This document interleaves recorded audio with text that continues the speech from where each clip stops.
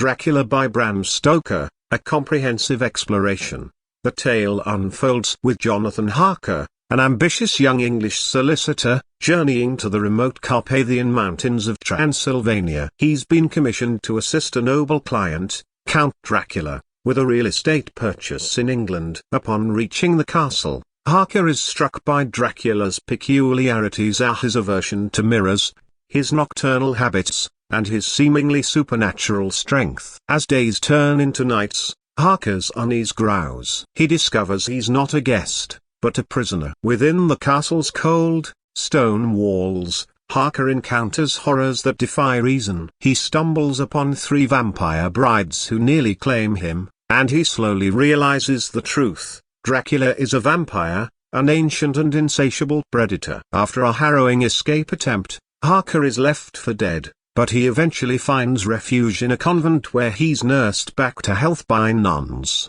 Meanwhile, back in England, Dracula arrives in Whitby, leaving behind a ship of dead sailors. He begins his reign of terror, preying on the innocent. Lucy Westenra, a vibrant young woman and dear friend to Harker's fiancée tilde copywritee, Mina, becomes the Count's first English victim. Lucy's health deteriorates rapidly, her vitality drained night after night. Her circle of friends, including her 3 suitors, Dr. John Seward, Quincy Morris, and Arthur Homewood, are desperate. Dr. Seward, perplexed by Lucy's condition, calls upon his mentor, Professor Abraham Van Helsing. The Dutch doctor, versed in obscure diseases, quickly discerns the handiwork of the Nosferatu, or vampire.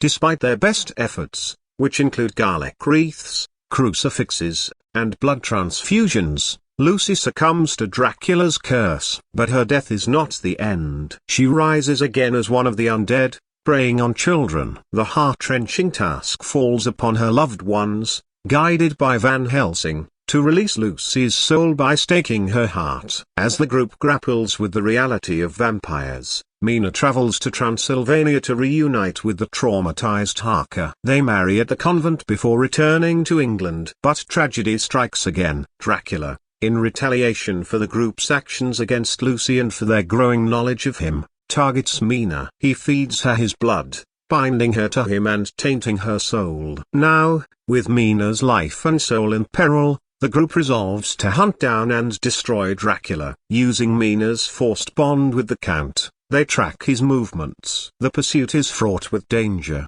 as Dracula uses both his supernatural powers and his influence over Renfield, Dr. Seward's mentally ill patient, to thwart them.